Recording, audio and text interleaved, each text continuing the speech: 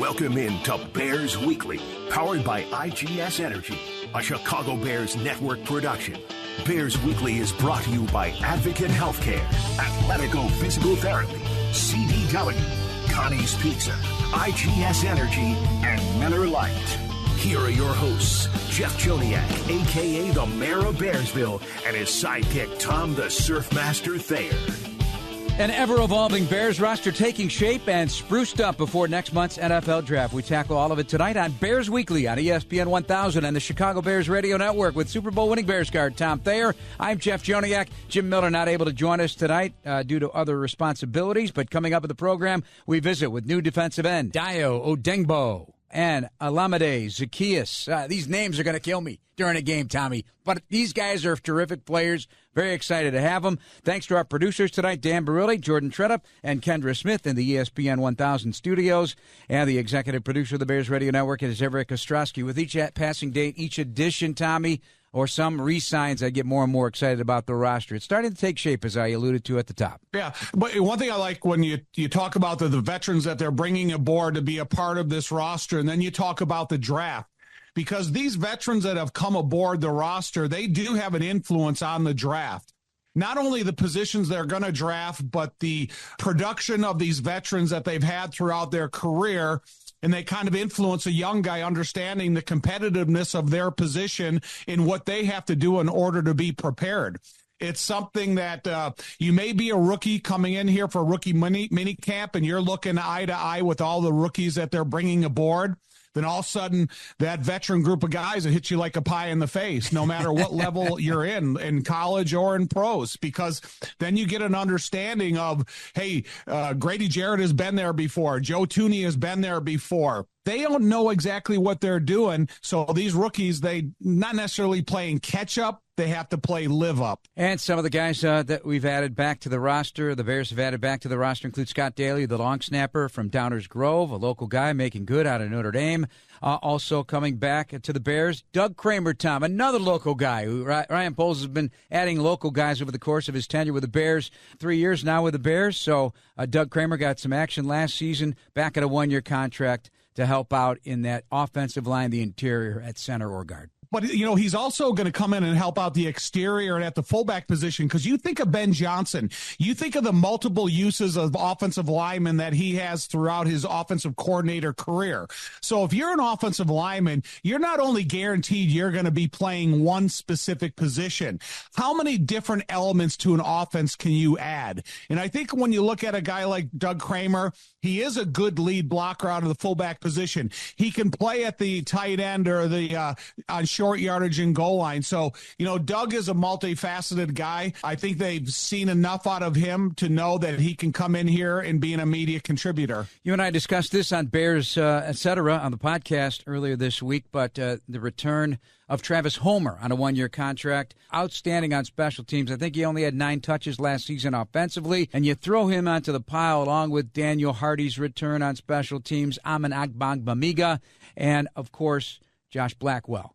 The addition of wide receiver and return specialist Devin Duvernay, released by the Jacksonville Jaguars earlier in the month, 25.1 on his kick returns last season. 4 seasons in Baltimore, first-team All-Pro returner during the 2022 season, 2 kickoff returns for touchdowns, 94 catches, 898, and 5 touchdowns, also with the Ravens. Those are critical components, core special teamers for Richard Hightower. You know, when the new brigade comes in, undrafted free agents that are going to be fighting for roster time, or rookies who are going to be on that special teams unit as well. Now you got some veteran leadership there. They could pick up where they left off in 2024. I like it. You know, when you look at a guy like Travis Homer, how much can you contribute to a football team and how much can you contribute on special teams? Because one thing about your role on special teams is no 2 weeks are the same. You're playing against a different style of athlete, a different type of speed. They have a different point of attack on kickoff return or punt return. They have different types of blockers when you're going against them on punt and their kickoff return. So there's a lot of different elements of surprise and preparation that these core special teamers have to go through on a week in and week out basis. And I think that's one of the things that makes Coach Hightower's job so difficult, is because no 2 weeks are the same on special teams. Tom, I want to talk about offensive line before we get to our interviews in our next segment, because I saw something. It's offensive line snap rates in terms of percentage of total plays, and I think it's interesting. They ranked all the teams, and the same 5 that played the most plays for every team on the offensive line last year. Now, knowing how many changes the Bears had over the course of the season, you would expect it to be on the low side. It was Braxton Jones, Tevin Jenkins, Coleman Shelton, Matt Pryor, Darnell Wright played 372 snaps. That was the most of any 5 for the Bears last year. So that was 34.9% of the total play percentage. But I was kind of surprised at this. That means 1, 2, 3, 4, 5, 6, 7, 8, 9, 10, 11, 12, 13, 14, 15, 16, 17, 18 teams in the league had less than 40% of the snaps offensively by the same 5 offensive linemen last season. 18 out of the 32. Does that surprise you that it was less than 40%, 18 teams? One team, the Colts, had 18% of the snaps with the same 5. Yikes. I mean, it surprises me and it disappoints me because, one thing about offensive line, you pride yourself in being in there and making sure that you keep things together, that you have that continuity that grows week in and week out from OTAs into training camp into the regular season. And then it all is a result of the production. But then when you look at the new guys are coming aboard, that's why there's 4 offensive linemen already coming aboard before we ever get to the draft.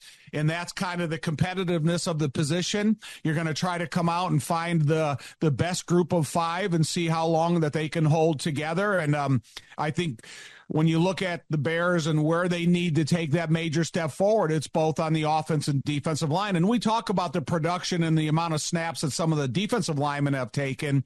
But, now here we are in a conversation about the offensive line and what we hope they're going to do in the future. You'll be interested to know that the bulk of the teams that had the most percentage snaps for the 5 players were playoff teams. Green Bay was number 1 in the league, 830 snaps together. That's 81% of the snaps.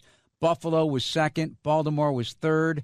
The Chargers were 4th. Tampa Bay was 5th. Detroit 6th. Pittsburgh 7th. Kansas City 8th. San Francisco 9th. And Denver and Philadelphia were the next 2 teams. Listen, Detroit was number 6, and that's what Ben Johnson has clear-cut evidence of what the offensive line production and the continuity means to an offense being able to be more productive. And I was surprised because I actually thought Detroit would be a little higher. We're talking about Ben Johnson and how creative he is and what a fun mind he is thinking of offense. But what he knows about the foundation of a good offense is the offensive line. Not on Joe Thuney. That guy doesn't miss snaps. He hasn't over the course of his career. The need to get depth and to continue to keep hammering the draft, undrafted free agents, guys you can grow and be available to you. The depth of the offensive line. I'd love to know how many offensive linemen played snaps in the National Football League last year. It would be a lot.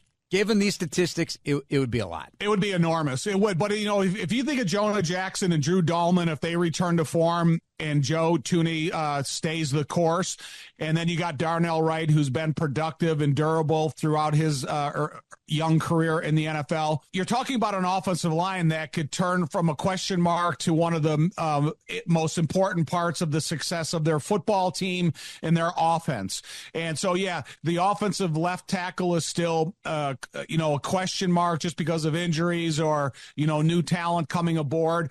But if those other 4 guys, if they come in and they play up to their expected level, you're talking about a significant productive change on the offensive line. Let me ask you something about your 85 team. When you were inserted into the starting lineup. Mark Bortz switching over from a defensive tackle to an offensive guard. He and I came out of college the same year, so there was a little bit of a transition there.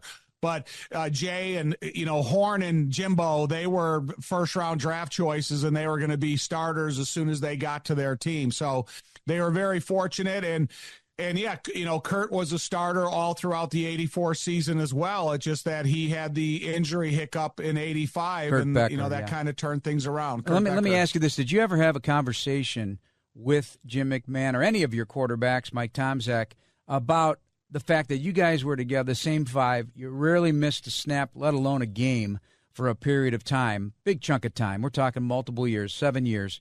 Did they ever express the gratitude and the fact that they could count on the same five guys every week, no matter who was quarterbacking, that made a difference in their mind and how they go about their job at quarterback? No, it was more recognition by Mike Ditka or recognition but not the quarterback? Not the quarterbacks? No. Oh, they let you down, Tommy.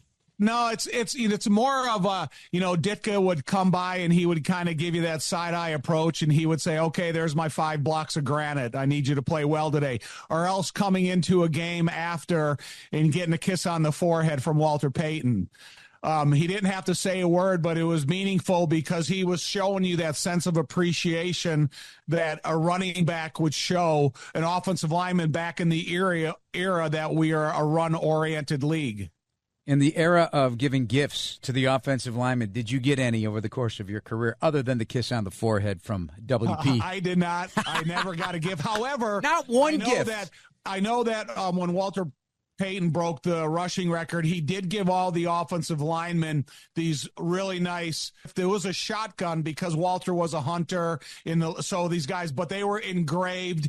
They were more of a trophy style than something that you would take out in a rainy field and use. Very interesting. I've always said Tom's got stories that last a lifetime. There's always new ones that you didn't know. All right, coming up next, we're going to visit with Dayo Odeyingbo, the new defensive end for the Chicago Bears through free agency as we get ready for the 2025 season. With Tom Thayer, I'm Jeff Joniak. This is Bears Weekly on ESPN 1000 of the Bears Radio Network.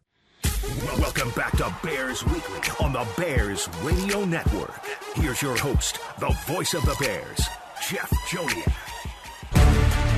This segment of Bears Weekly is brought to you by IGS Energy with Tom Thayer, Jeff Joniak here on Bears Weekly on ESPN Chicago. We sit down now with our veteran defensive end acquired in free agency, Dayo Odeyingbo from the Indianapolis Colts. First of all, welcome to Chicago. What have been your emotions been like? I mean, it's been a roller coaster. But I mean, it's pretty much all been excitement. Excited to get to work, excited to be here, be in a great city like Chicago, so excited. When you fell in love with this game of football, I read this story recently about you. You said, hey, one day I'm going to be rich. How are you going to do that? Well, it's going to be football. And they looked at you a little crazy. Today, you're a rich man. Yeah. You reached one of your goals, right? I mean, How does that sitting with you? It's a little underwhelming, I mean, it's definitely a blessing, but it's still a lot of work to be done. A lot of goals I still have ahead of me. So it definitely feels like a good part in the journey, but just feels like just that part of the journey. So and this journey now, the monsters of the Midway. That was for the great defenses and the physical, nasty style the Bears have played in their whole history on the defensive side of the ball. Now you're a part of that. You're going to be a part of that. How does that sit with you as well to be in a franchise that embraces that kind of football? I mean, it's an honor to see the names of the guys that have played defense for the Chicago Bears and to be a part of that history, like you said. It's an honor. I want to uphold the name, uphold the logo, and allow my name to be in the same conversation as some of those greats. So. When I say Dennis Allen is your defensive coordinator and you look back at the types of ends that he's had in his system, they're long like you. Yeah. You got 35-inch arms. You got the size. Do you think you're a perfect fit for what he has in store for the Bears defense? Absolutely. I've been able to watch him from afar, growing up watching football and, seeing him in New Orleans and seeing how his defenses play.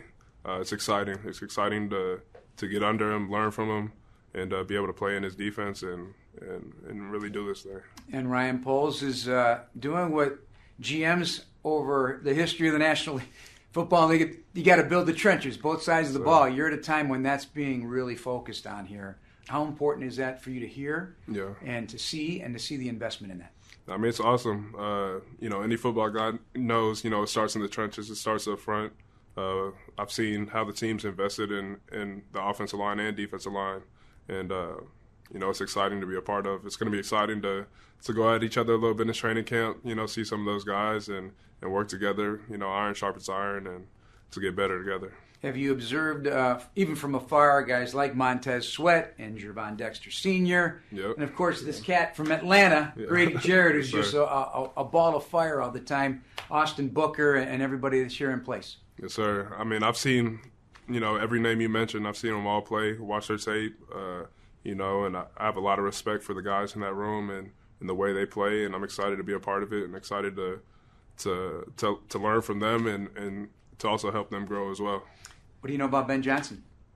Yeah, I mean, everybody watched his offense last year. Everybody's seen it, but he's an exciting play caller. He has tough offenses up front and as a whole, and it's exciting to have him as a head coach, have him leading this team, and it's an exciting opportunity in front of us. In your short time in the National Football League, you already had some great moments.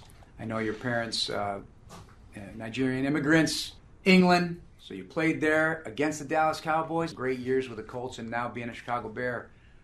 Is this all coming into focus, this journey of yours a little bit? Yeah, I mean, I'm a big believer in God's never going to lead you in the wrong place. So I've been blessed to be in the right places throughout my life, going to Indy and how that happened and, now being here. So I just know this is the right place to be, and I'm excited for the future here. I tell you what, you weren't dealt a great deck your rookie year, right? Because you got injured getting ready for the Senior Bowl.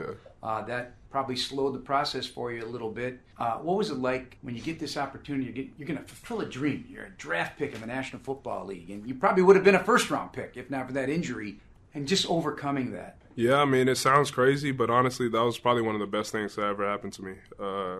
I do believe, like I said earlier, God's never going to put you in the wrong position. And, as crazy as it sounds and, getting injured right before the draft, it's not ideal. But,